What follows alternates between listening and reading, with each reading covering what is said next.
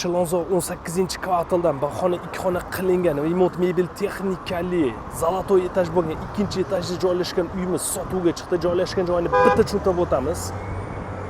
Al-Xorazmiy krugi. Bundan dalcha ozgina yurganimizda Shuhrat Terkovskiy o'ngga qayrilganimizda Chilonzor metro keladi. Bolalar uchun shunaqa zo'r o'yingohlar qilib qo'yilgan. Maktab, bog'cha, supermarketlardan muammo yo'q. Mana shu 9 etajli domni orqasida joylashgan 4 etajli domdan uyimizni ko'rsatamiz. Uyimizni zalidamiz. Remontlarga bitta baho berib, like bosib o'tib ketish esdan chiqmasin jigarlar. Xursand bo'lamiz. Hamma mebel texnikasi qilingan. Bu yoqda podyezddan kirish eshik, prixoshka, bu yoqda esa alohida vanna, bu yoqda esa alohida sanuzel.